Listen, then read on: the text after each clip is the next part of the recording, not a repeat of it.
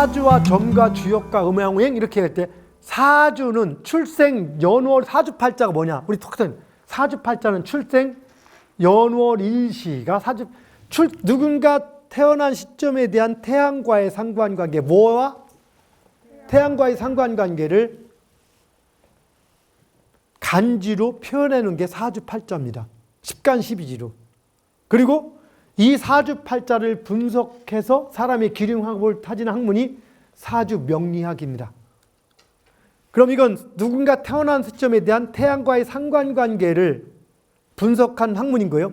그럼 사주명리학을 기가 막히게 분석한 사람이 있을 때 그 사람이 딱 보고 지금 우리 홍 선생님이 보건학 쪽에 뭐 국지 공무원을 하고 박사학위 가지고 있다 딱 맞출 수 있을까 없을까? 공부를 기가 막히게 사주명리학 한 사람이 못 맞추지. 기가 막히게 정상적으로 한 사람은 맞출 수가 없는 거예요. 왜? 왜냐면 저건 누군가 태어난 시점에 대한 태양과의 상관관계인데 그 얘기는 뭐냐? 우리 홍 박사님하고 똑같은 태양과의 상관관계가 가진 사람, 쉽게 말해서 생년월일시가 똑같은 사람이 전 세계적으로 하나 둘이다 무지하게 많다. 무지하게 많은 사람이 전부 다 보건학, 보건복지부 공무원을 하고 박사학위를 갖고 이렇게 하지는 않거든. 그래서 그거는 보건학, 박사학 이런 것들은 인간적인 관계 선택의 문제가 노력의 문제인 거지 사주팔자의 문제가 아니라는 거야. 사주팔자를 제대로 공부하면 그럴 수밖에 없는 거예요.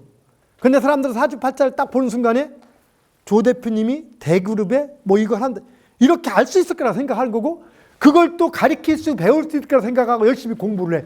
그럼 평생 공부에 답 나온다 안 나온다? 안 나오는 거예요. 근데 왜 그런 일이 벌어지냐? 이런 원리를 알지를 못해. 이런 원리까지도 몰라. 사주 그냥 외우기만 해. 왜? 동양학을 공부할 때 원리를 안다 무조건 외우라고 한다. 무조건 외우라고 하는 게 원리거든. 그러니까 무조건 외우다 보면은 잘못 외우는 것도 있고 잘 외우는 것도 원리를 모르게 외우니까 뭐가 틀렸는지도 모르고 계속 그렇게 하다 보니까 삼천포. 그래서 풍수지리 평생 공부가 답 안 나오고 사주명리학 평생 보고 답 안 나온다니 여기서 나오는 거예요. 근데 사람들은 중요한 게 뭐냐? 그런데 불구하고 사람들은 아까 이것이 일반이 잘못 알고 있는 것과 잘 알고 있는 차이가 들어간다. 대표적으로 잘못 알고 있는 사주팔자 딱 보는 순간 모든 걸 나올 것처럼 생각하면 또 한 가지는 미신이라고 하면서 미신이라고 하면서도 또 뭘 맞출 거라고 생각하고 두 가지 상반된 생각을 혼자 하고 있는 게 답답한 거예요. 저는 저거를 학문화시켜서 동양 미래의식학을 만들었어. 근데 물어보려면 이건 뭐냐? 똑같이 누군가 태어날 때 태양과의 상관관계를 분석하는 게 우리고 거기도 달까지 들어가고 그런데 그거는 뭐냐? 누군가 태어난 시점에 위도와 경도를 물어보는 건 당신의 위도와 경도 알려주세요. 모르거든? 그럼 어떻게 해야 돼? 생년월일을 물어봐야 돼. 간지로 표시해야 돼. 결국에는 사주팔자네? 그렇게 하고 자기가 아는 사주팔자 상식으로 그냥 생각해버려. 그걸 설명하려니까 너무 힘들어. 말이야 통하지가 않아. 답답해 죽겠는 거야. 이게 20년 전부터. 제가 이 사주명리학을 저도 사업 망할 때 처음에 이걸 쫓아가서 배워보고 알아보려고 갔더니 전부 다 말장난에 불과한 거야. 아까처럼 그래서나 똑같은 생년월일시가 한두 명이 아닌데 그 사람들을 삼성전자의 이재용 부회장이 그 자리에 가 있는 이유는 아버지 때문에 간 거지 사주팔자 때문에 간 게 아니야. 수없이 많은 사주팔자가 이재용 부회장은 똑같은 사주팔자가 수없이 많아요. 왜? 태어난 시점에 대한 연월일시가 같은 사람은 수없이 많은 거예요. 그중에 삼성 부회장은 딱 한 명이야. 여기는 여러분들하고 똑같은 생년월일시 수없이 많아요. 지금 병원에 가면 서울부터 부산까지만 해도 얼마나 많을까 태어난 사람이. 맞습니까? 그거를 또 외국 전 세계적으로 같은 사주팔자 가진 사람 그 사람들이 같은 운명을 가지고 살아간다. 노! 그런데 불구하고 뭐가 찾을 수 있냐? 태양의 에너지를 같이 가지고 있다는 것은 그 사람이 어떤 유전자를 갖느냐에 따라 다르게 나타날지언정 궁극적으로 같은 패턴을 간다. 자, 혹시 최 이사장님, 우리가 지금 전부 다 지금 겨울로 접어들고 있거든, 계절이? 이사장님은 의사니까 혹시 겨울 안 맞아요? 혹시 봄 맞아? 안 그렇지. 의사도 뭐든 간격 똑같이 가잖아. 그렇지? 우리는 본인이 사주팔자를 혹시 저기 김 회장님 연세가 높으시니까 혹시 겨울 안 맞나요? 연세가 많던 쪽도 누구나 봄, 여름, 가을, 겨울 똑같이 매지하잖아. 맞습니까?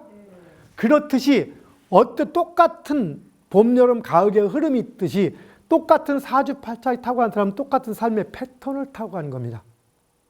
그 패턴을 제대로 읽으면은 이게 봄이냐 여름이냐 이런 계절 패턴을 찾을 수 있는 거 심지어는 그 패턴이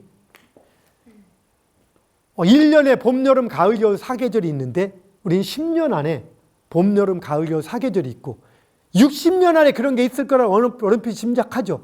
60년 안에 봄, 여름, 가을, 겨울 4계절이 명쾌하게 존재한다. 그것도 어떻게? 우리 봄, 여름, 가을, 겨울 12달 기준할 때 기본적으로 따지면 3개월씩 봄, 여름, 가을, 겨울 나누지만 현실은 3개월씩 딱 구분된다. 안 그렇다. 여름과 가을이 겨울이 길고 봄과 가을 짧잖아.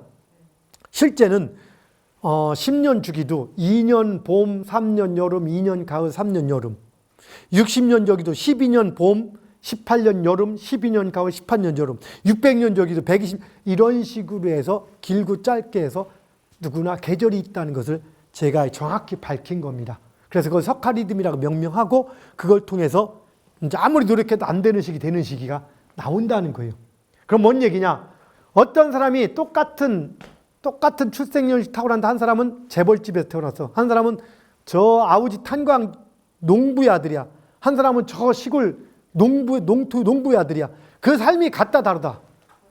천질 차이야. 그렇지만 그 삶의 패턴은 같은 거예요. 이재용 부회장이 잘 나갈 때는 아우지 탄광주의 아들도 거기서 잘 나가는 거야. 이재용 부회장이 골프를 잘 친다. 칠 때는 저 시골에서 태어난 사람 골프를 접해보지라도 못 쳐. 그럼 뭐래? 자치기나 축구를 잘하겠지. 그런 것처럼 비슷한 습성을 가지고 비슷하게 살아가는데 그 비슷한 습성이 유재석이 아들로 태어나면 코믹한 거고 좀 더. 추성훈 아들로 태어나면 좀 더 카리스마가 있는 거고. 이렇게 차이가 있다. 빌 게이츠 아들이면 좀 더 배팅할 만인 거고. 이해하시겠죠? 쉬운 것. 사주팔자 돈 많이 버는 사주팔자, 돈 못 버는 사주팔자. 누가 돈 많어? 당연히 돈 많이 버는 사주팔자. 1번 돈 무지무지 많이 버는 사주팔자. 2번 돈 못 버는 사주팔자. 단지 2번은 아버지가 빌 게이츠야. 돈 누가 많다? 누가 돈 쉽게 번다? 빌 게이츠. 그러니까 우리가 돈 많고 이런 것도 사주가 아니고 부모가 더 큰 거예요. 그런데 그 삶 속에서 그 출발선상은 어떻게 주어지지만 그 안에서 가는 패턴이 있다는 거고 그 패턴을 알게 되면 당신이 지금 잘 나갈지 못 날지를 알 수 있다는 겁니다. 그게 심지어는 몇 년이 가는 것까지를 그걸 정확히 찾아서 하는 것이 수요일 날 그 과정을 하는 거고 여기는 거기서 핵심만 뽑아서 얘기를 해주는 거죠. 주역 체계가 음양우행이 있는데 음양우행과 주역을 사람들이 참 잘못 알고 있는 거예요. 여기서 아까 해가 뜨거지는 모습이 상징하는 게 음양이고 그걸 둘 나눈 게 사상이 들어가는 거예요. 그걸 또 둘 나눈 게 팔이 들어가는 거고 그래서 주역은 아까 첫 8가지 상징물을 가지고 얘기하는데 상징물이라는 건 눈에 보이는 개념이다, 이미지다, 아니면 움직임이다. 물, 불, 우레 이런 것들이기 때문에 보이는 상징적 개념인 거예요. 그래서 상징적 개념은 현상을 얘기하는 거다, 원리를 얘기한 거다. 현상을 가지고 만드는 게 주역의 학문인 거예요. 그 다음에 오행은 원리를 가지고 만드는 거, 원리. 지구에 자전한 원리 같은 것. 그럼 처음에 사람들이 먼저 인정하는 게 원리를 먼저 알게 돼, 현상을 먼저 알게 돼. 현상을 먼저 하니까 주역이 먼저 학문으로 만들어질까, 음양오행이 먼저 만들어질까? 음양오행은 원리 갖고 만드는 거고 주역은 오행은 원리 갖고 만드는 거고 주역은 현상 갖고 만드는 거. 어느 게 먼저 만들어질까? 주역이 먼저 만들어지죠. 음양은 현상을 설명하는 거야. 그럼 주역하고 통한다 안 통한다? 통하지. 오행은 원리를 설명하는 거야. 그럼 주역하고 통한다 안 통한다? 안 통하는 거예요. 그래서 주역을 오행으로는 설명할 수가 없는 거예요. 주역은. 왜? 주역은 현상을 가지고 이루어진 학문인 거고 오행은 원리를 가지고 이루어진 학문이기 때문에 음양은 현상을 가지고 이루어진 학문이기 때문에 주역과 통하는 거예요. 그래서 순서는 주역이 먼저고 음양은 뒤에 형성이 된 거예요. 그래서 주역의 원문에 음양이라는 단어 한마디도 들어가 있지 않아요. 공자의 시빅, 그중에서 계사전, 설계전 여기만 조금 얘기가 들어갈 뿐이지. 자, 어쨌든 여기까지 치고요. 다시 또 넘어가 설명합시다. 동양 미래 예측학을 다시 나눈다면 이 동양의 미래 예측학, 역학은 3가지로 나뉘는데 아까 점학을 기반으로 해서 직관에 의한 예측 방법 점학이라고 하는 거예요. 이건 뭐냐? 직관은 초월적인 존재라든가 아니면 초월적 존재, 직관 2가지가 있는데 하나는 초월적 존재, 무속인 영적인 능력 가지고 하는 거고 하나는 우리 감각, 주역 같은 것.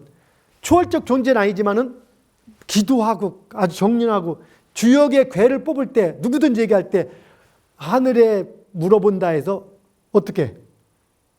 껌 씹으면서 뽑으라고 합니까? 아니면 아주 마음을 가다듬고 기도하고 뽑으라고 합니까? 마음을 가다듬고 기도하고 뽑으라는 게 주역을 뽑는 점괘라는 겁니다. 그건 뭐 하늘한테 물어본다는 얘기인 거예요. 그래서 사람이 하는 하늘에 물어보는 그 개념 아니면 초월적 개념 두 가지가 들어가는 거죠. 그래서 여기는 신비하고 미신적 요소가 많이 들어가는 거예요. 관찰은 얼굴 보는 관상, 손을 보면 수상, 발을 보면 족상 이런 게 들어가는 거고, 그러면 산과 들을 보면 산상, 들상이 아니라 풍수지리. 그리고 규칙에 의한 예측 방법 명학. 원래는 이게 명학을 따라붙다 천명지위성, 천명지위성, 솔성지위도, 천명지위성, 솔성지위도 중용에 나오는 첫 구절들인 거예요. 바로 유교 사서삼경 중에 하나. 이런 것들이 바로 뭘 의미하느냐? 바로 중용은 유교의 철학적 의미를 함축적으로 가장 담고 있는 책이 중용인 거예요. 그 중에서 나오는 얘기가 바로 천명. 명은 하늘하고 같이 움직여요. 천명. 하늘로부터 부여받은 것. 우리가 의미를 바꿀 수 있다 없다? 못 바꾼다. 그래서 정해진 걸 의미하는 거예요. 명령 받은 것. 그래서 사주 명리학 이렇게 얘기하는 것은 내 기둥을 뽑아놓고 나서 그걸로써 명의 이치를 따진다. 정해진 이치를 따진다. 이건 거예요, 사실은. 그런데 현재 사주 명리학은 규칙이 정확하지 않다 보니까 그걸 뽑아놓고 사실은 자기도 모르게 직관을 이용하는 게 점을 치게 되는 현상처럼 돼버리는 거죠. 어쨌든 이렇게 구분할 수가 있는데, 여러분들이 왜 맞고 안 맞고 개념을 조금 더 설명하고서 제가 둘째 시간에 어떤 철학관 갔을 때 기가 막히게 맞추는 이유들은 설명을 좀 해보도록 합시다. 관찰은 아까 했더니 상학, 관상 같은 거, 수상, 풍수질 이런 것. 그 다음에 직관, 점학, 대표적인 게 주역, 육효, 육임, 매화역수, 한자점, 오늘의 운세, 점성술 이런 모든 것들은 객관적인 메커니즘이 없습니다. 재현이 불가능해요. 신비와 미신 맞기도 하고 틀리기도 하고. 자, 일사이점 하지 말라는, 주역점이든 점학을 칠 때는 필수 원칙이 있어요. 일사이점 하지 마라. 한 가지 점을 두 번 치지 말아라. 하늘이 노한다. 하늘이 노할까? 노하지 않아. 근데 두 번 칠 때, 두 번 치면 뽑을 때 똑같이 나온다, 안 나온다? 판단이 애매해지는 거야, 이게. 물론 지금은 어떨 때는 세 번, 네 번 해서 확률을 따지기도 하지만, 그래서 처음에는 이 주역을 한 번 칠 때 옛날에 이렇게 쉽게 점을 친 게 아니에요. 정말로 기도를 무지하게 하고 목욕 재개하고 50개 10초를 탁 놓고서 딱 정지하고 앉아서 새끼손가락 하나 끼고 나서 그걸 50개에서 끼면 49개잖아. 그걸 서로 나눠서 한 손으로 나눴다, 1이 나눴다. 그거 한 번 하고 몇 시간이 걸리는 거예요. 그걸 몇 번 치면 하루도 다 가니까 계속 칠 수가 없어, 한 번. 그래서 한 번 칠 때 신중하게 치고 또 치잖아요. 그걸 모든 결정을 내려버리는 거예요. 그런데 두 번 쳤을 때 다른 판단이 나오면 답이 안 나오잖아. 규칙이 아니니까. 이거 중요한 문제입니다, 이게. 하늘은 절대 노하지 않는데, 이제 그렇게 얘기를 하는 거예요. 자, 어쨌든, 직관은 두 가지입니다. 주역점은 최소한 신기에 의존하는 거다. 그건 아니다. 신기에 의존하는 건 아닌 거예요. 대신 우리의 편안한 마음을 통해서 하늘과 통할 수 있는 거고, 점제의식이라든가 이걸 통해서 기도라든가 마음을 참 평온한 상태 뭔가를 끄집어내는 거예요. 근데 이게 의미가 있다. 의미는 나름은 있습니다. 그 주역의 장점은 제한되어 있지 않다는 거예요. 규칙이 없기 때문에 대신에 무궁하게 얘기할 수 있다는 겁니다. 김 회장님이 뭘 벌리려고 하는데 사주팔자는 알아야 되는 거야. 근데 주역은 아무것도 몰라도 돼. 그냥 물어보면 그 순간에 그것이 어떨 것인가를 쫙 뽑아. 원리는 그거예요. 딱 뽑아서 괴가 나왔는데 그 괴가 결혼을 하러 갔어. 결혼을 하러 갔는데 그 괴가 예를 들어서 어떤 의미를 상징한다. 둘이 젊은 처녀와 여기서 예를 들어 택사남이라니까. 택사남, 태위택 이건 연못. 그 다음에 산 그건 젊은 남자하고 젊은 여자를 의미해. 택사란 깨라 딱 나와버려. 선을 보러 가는데. 그러면 어떻게?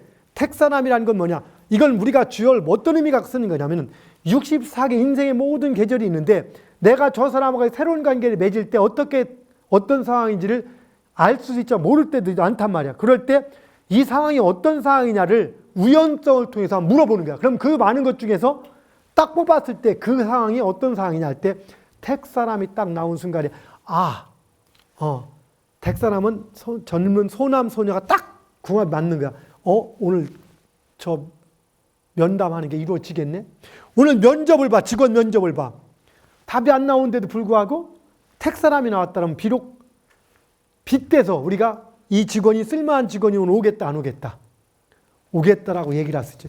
오늘 내가 사업 아이템을 추스르러 가는데 딱 뽑았는 택사는 함께가 나왔어. 어때?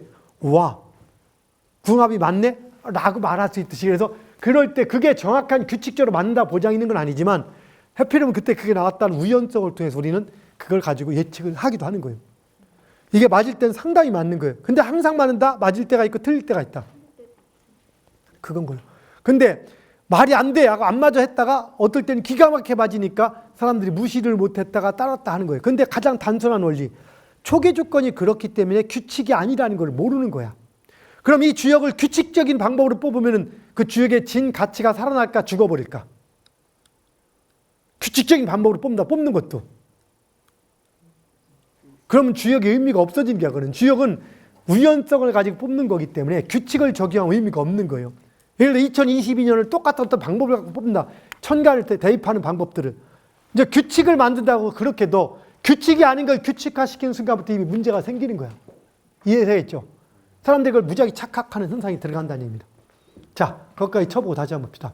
규칙이 아닌 예측은 이런 걸 얘기하는 거고, 사주명의 현주소, 오죽하면 제가 책 이름을 논리로 푸는 사주명리학이라고까지 했을까? 하도 뜬구름을 잡으니까 책 보세요. 음양의 원리에, 제가 오직한 원리의 논리를 푸는 이렇게 했던 이유를 여러분들이 볼 겁니다.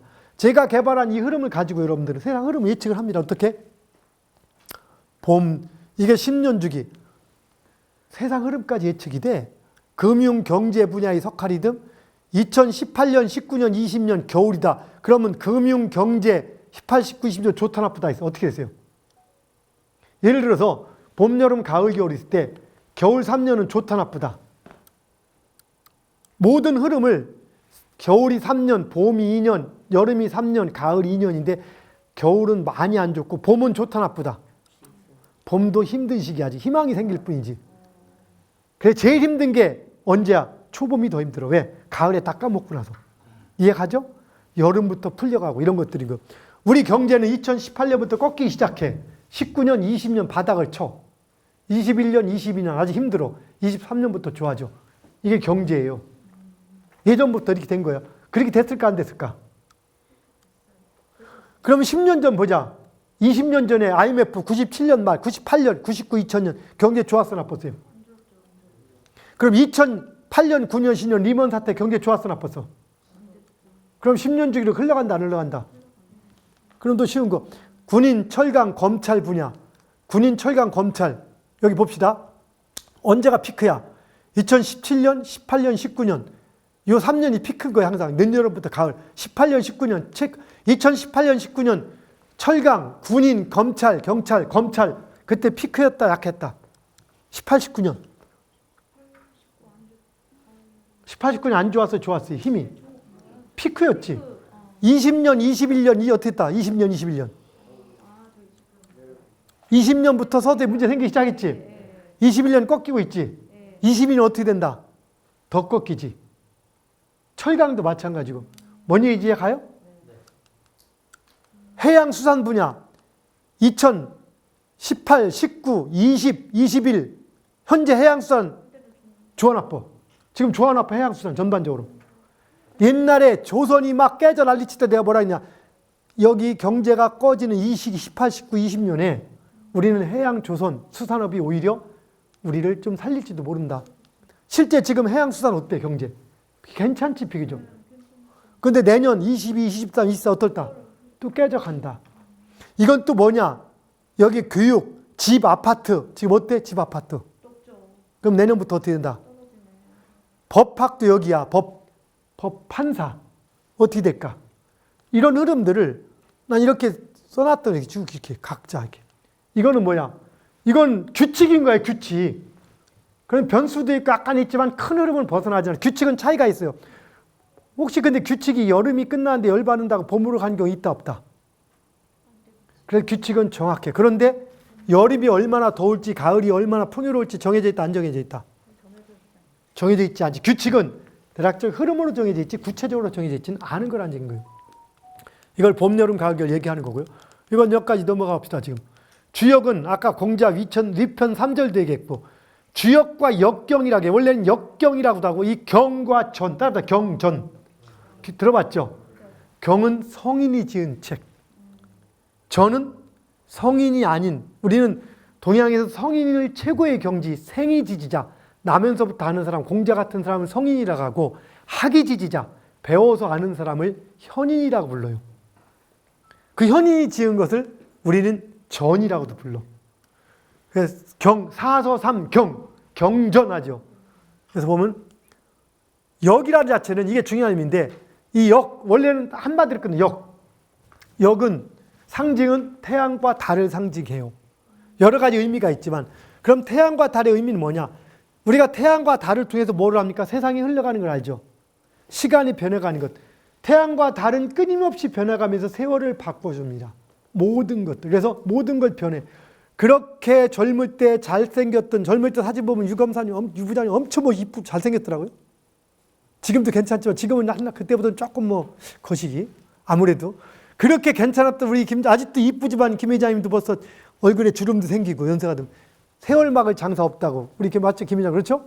이렇게 변해가는 세상들을 이 역의 의미는 해와 달이 뜨고 지는 것처럼 세상 모든 게 변해간다 의미예요. 이게. 그래서 여기다가 역학 변해가는 걸 따진 학문, 역술 변해가는 걸 따지는 술법, 주역 주나라 때 역 이해하시겠습니까? 그럼 우리가 얘기한 주역 역 한마디로 치면 이건 변해가는 걸 설명하는 모든 것들을 얘기하는 거예요. 그 상징이 역인데 그 중에서 위대하다 경자까지 해서 역경 이게 바로 주역을 말하는 게 역경인데 굳이 치면은 근데 주역이란 말이 들어가냐? 이 주역은 이 역자를 세 가지로 구분할 때 따라합시다. 변역, 부력, 간이. 이 역을 이렇게 세 가지 의미로 역자가 세 가지로 이렇게 해석되는데 야 모든 게 변해간다 같은 거예요. 그런데 진리는 단순하다 복잡하다. 진리는 단순한 거예요 원래요. 그래서 간이 쉽다. 왜? 해가 뜨고 지는 것처럼 반복되고 그 다음에 부력 변해가는데 변하지 않는 법칙이 있다. 어떻게? 하루에 한 번씩 해가 뜨고 지는 건 변함이 있다 없다. 이 세 가지의 기본 원칙을 가지고 있는 거예요. 그래서 역이란 뜻에는 자 변역, 부력, 간이 이건 삼역이란 말보다 이건 삼역이 아니라 역의 세 가지 뜻입니다. 이건 삼역을 얘기하는 게 아니라 삼역은 또 다른 게 있는데 다 삼역을 넣네. 여기다 따질 때 이렇게 이걸 또 천역, 서역, 인역도 표현하지만 진짜 삼역의 의미는 여기 들어갑니다. 연산역, 귀장역, 주역 이렇게 치는데 이 역이 족보로 따질 때 세 가지가 있었다라고도 해요. 옛날에 유목 시절에 그 시절에 완전 그런 시절에는 뭐냐 연산역이었다라고 하는 게 역이라는 의미 속에 또 뭐냐 그 시대의 역이란 그 시대의 문화권 속에서 그 문화를 관통하는 어떤 규칙 같은 걸 의미하게 돼요. 연산역은 뭐냐 모든 게 산으로 이루어졌다. 유목 시절에는 사람들의 세상이 어떤 세상이야? 농사를 저 안 줘.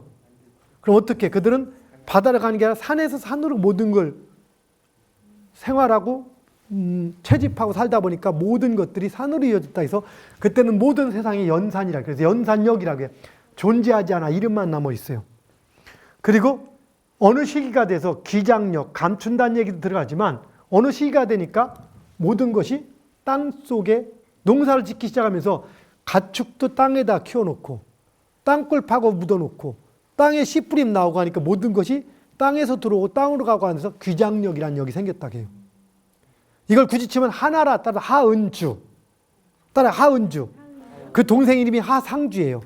하상주 하씨의 은주하고 상주하고 이거는 하은주가 아니라 하나라 상나라 주나라 하나라 은나라 주나라 그래서 이 하나라 시대의 역을 연산역이라고 하고 주나라 시대의 역을 귀장역이라고 하고 은나라 시대의 역을 귀장역이라고 하고 주나라 시대의 역을 주역이라고 하는 거예요. 그런데 잘 봅시다. 은나라까지는 슬슬 이렇게 좀 농사를 짓기 시작한 농사 질 때 어떻게 비가 와야 돼 안 와야 돼? 그럼 어떻게 해? 비 안 오면 기우제 지내 하늘한테 물론 어떨 때는 비 올 때까지 지내니까 기우제만 지내면 비 온다는 얘기도 있지만은 올 때까지 지내면 되잖아. 근데 어쨌든 간에 옛날에는 농사를 질 때 뭘 할 때도 하늘이 무서웠어.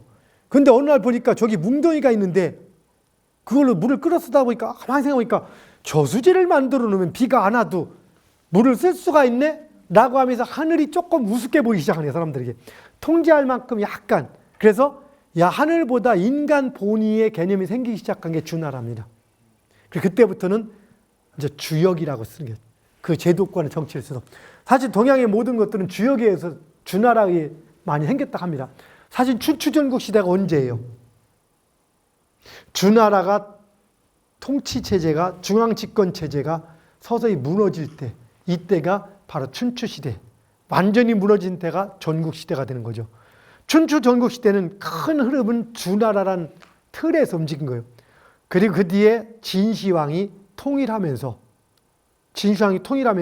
진시황이 진나라 전체를 무너졌던 걸 통일하고 나서 그때 야, 왕보다 왕 중에 네 이름을 쓸만한 게 없어 하니까 사망오제가 있었거든요. 사망오제란 말 속에서 황하고 제를 빼서 황제란 이름을 처음으로 쓰기 시작합니다. 진시황 때부터. 그때부터 통일 진나라부터 황제란 용어를 쓰기 시작하는 겁니다. 그 진나라가 지금의 차이나의 기원인 거예요. 차이나. 이해하시겠습니까? 동일의 중개 통일 제국이 되는 거죠. 근데 여기서 그 옛날에 보키시라는 위대한 성인이 있었고 이분이 64개를 맞았다 하고 그 뒤에 문왕이 유리지방이 옥에 있을 때 만드는 거 64개의 괴상. 그 다음에 주공이 다시 이 주공은 누구냐? 문왕의 셋째 아들인데 문왕이 이제 정벌을 할 때 문왕이 어떤 역할을 했어요? 그 유명한 강태공 여기 다음에 기회 있으면 해줄게. 유명한 강태공을 섭외해서 위습가에서 그 아들하고 같이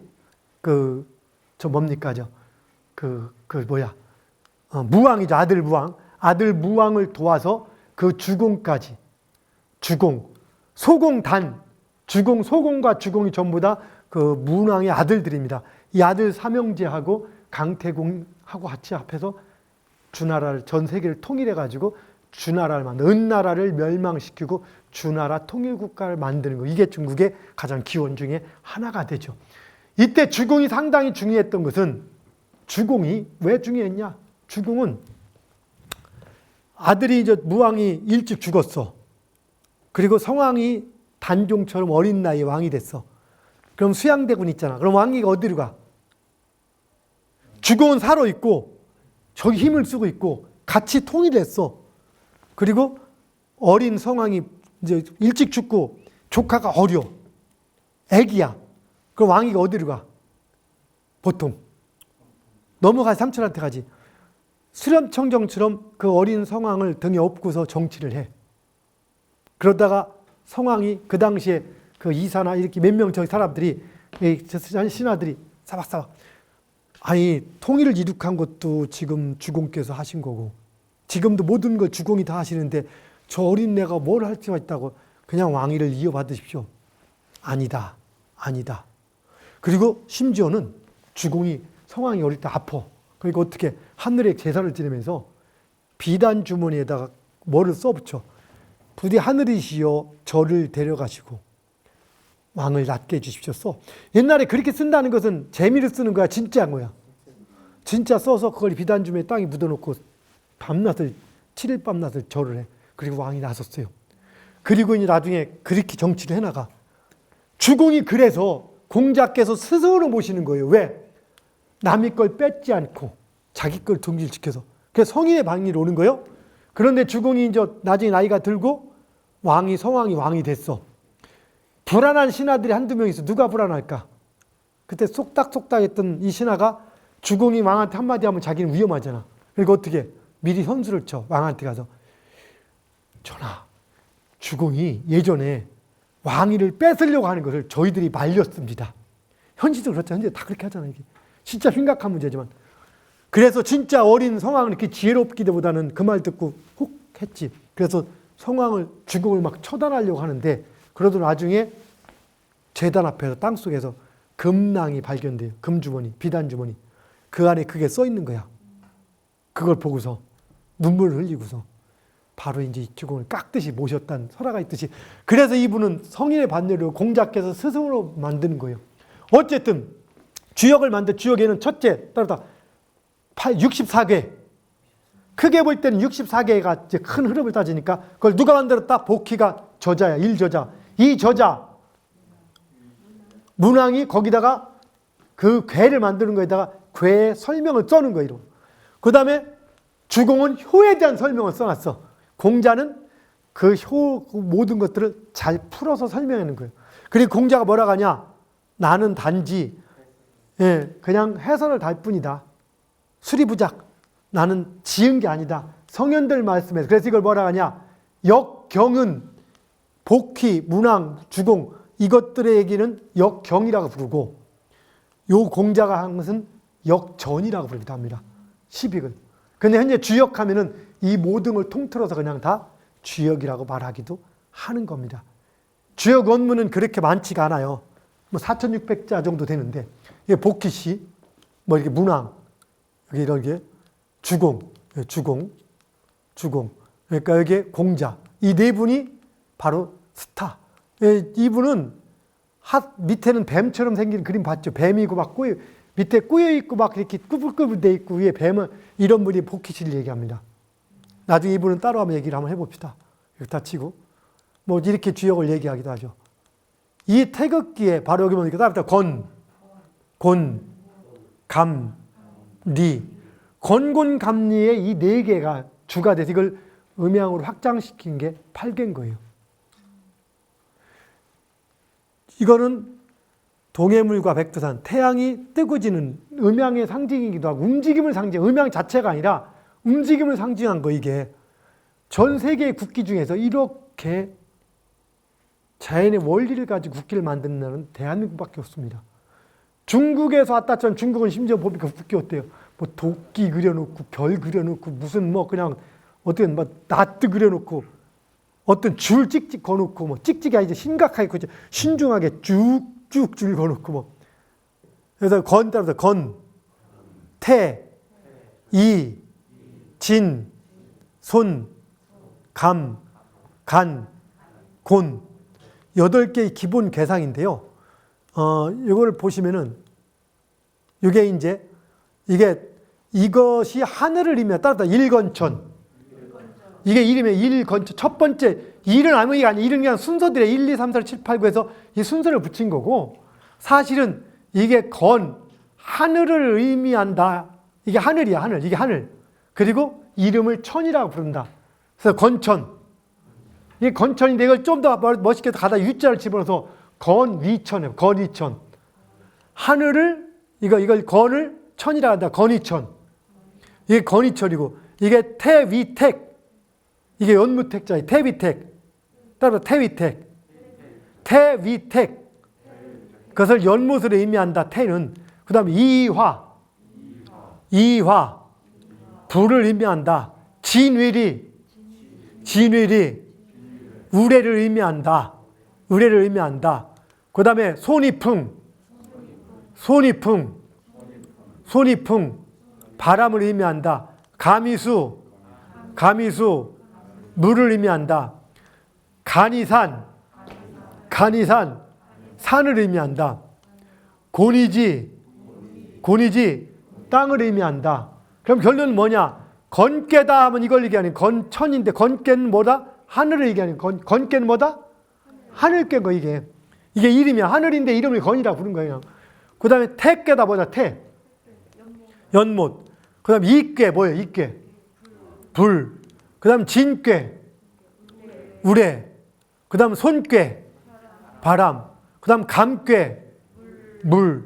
간깨. 산. 곤깨. 땅. 이렇게 부르는 거 이걸 갖다 의미한 거예요. 그럼 이거를 또 이게 전체적으로 볼 때 치는데 조금 더 치면 상징의 의미가 많아. 이건 뭐 다 굳이 필요할 게 없고 건깨, 건이천함, 이렇게 따지는데 이거 다 필요 없고 같은 얘기인데 이걸 굳이 치면은 이렇게도 많이 얘기를 해요. 태극을 칠 때 이게 양이고 음의 개념인데 양과 음의 개념인데 양을 두 개 합치면 태양이야. 양을 밑에 양으로서 음이 서로 시작됐으면 소음이라고 불러. 음을 시작으로 양이 시작되면 소양, 음이 말하면 태음이라고 부르는데 태양을 기준으로 다시 양과 음이 들어갈 때 태양을 기준 양일 때 건, 태. 이건 소음을 기준으로 양음, 소양을 기준으로 끝에 양음, 태음을 기준으로 양음, 이렇게 나누는 개념인 거예요. 이걸 이렇게도 부르고 무국, 태극으로 부르는데 같은 얘기. 양 이렇게 태양, 소양, 소음, 소양, 태음. 이것이 바로 이렇게 분화가 되는 거예요. 이렇게 분화되면 끝을 본다면 8개가 된 거야.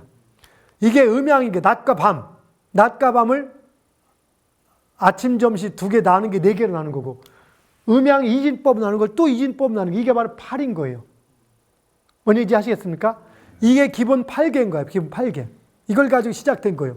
그런데 여기서 또 어떻게 따지냐? 이게 양이고 이게 음이라고 했잖아.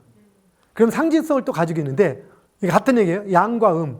그래서 이걸 사상이라고 부르고 8개라고 부르고, 다시 한번 일건천, 이태택, 삼리화, 사진리, 오손풍, 육감수, 칠간산, 팔군지. 여기서 딱 봅시다.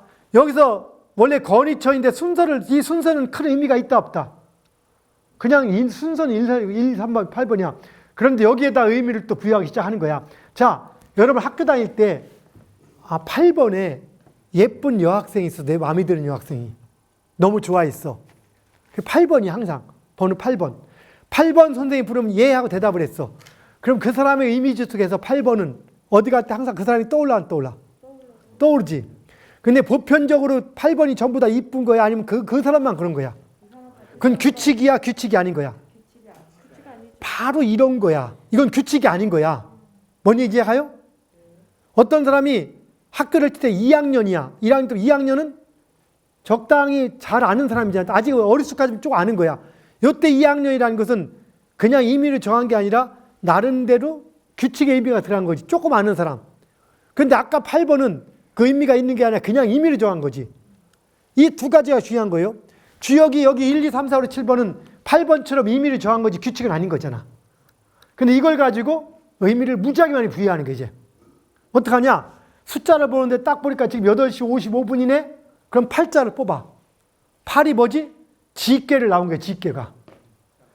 55니까 5 하나만 쓰자. 그럼 5 하나 쓰면 어떻게 해? 5를 뽑아. 그럼 뭐야 이게? 풍이 나온 거지. 그럼 땅과 바람이네? 이렇게 해서 그냥 임의로 50 앞으로 5하고 8이 나올 때를 어떻게 얘기하느냐? 이걸 가지고 그냥 5, 8을 이 사람 어떻게 따지냐? 땅과 바람이 만나네? 이럴 땐 이걸 지라고 하고 이걸 풍이라게 해. 그럼 뭐냐? 지풍, 이름이 승. 지풍승? 승천한다. 이런 의미를 가져. 그래서 거기다, 그럼 여기서 따질 때 사실은 8이 나온 것과 5가 나온 것과 이 숫자는 이건 중요한 의미가 아니잖아, 이거는. 그런데 여기부터 의미를 부여하기 시작해. 주역이 이런 과정을 겪는 거예요. 그러니까 사람들이, 우리 동양의 사유는 무조건 성인이 말한 건 무조건 믿어. 여기서부터 문제가 생기기 시작한 거지만 어쨌든 그렇게 되는 거예요. 그런데 주역은 또 이게 있어. 이게 양이 3개잖아. 그럼 양이 3개면 양이 너무 많다, 적다? 너무 많으니까 노양. 그래서 집에 이것은 8명이 있는 가족이야. 그럼 이게 아버지야. 그럼 나이 먹은 아버지, 젊은 아버지. 나이 먹은 아버지, 노부.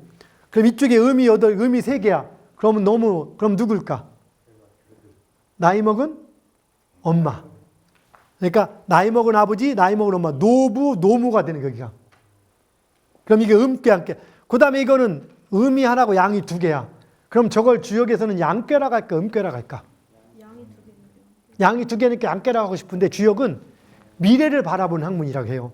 그래서 어떻게 보느냐? 이게 하나면은 이 하나가 결국에는 둘을 능가한다 되는 거야. 둘은 지금은 많지만 바뀔 수 있다. 그리고 희수성의 가치처럼. 그래서 이걸 음꾀라고 불러. 그럼 이게 음꾀다, 안꾀다? 음꾀. 그럼 이걸 그래서 딸이라고 불러, 음꾀라고 해서. 그럼 얘는 음꾀다, 안꾀다?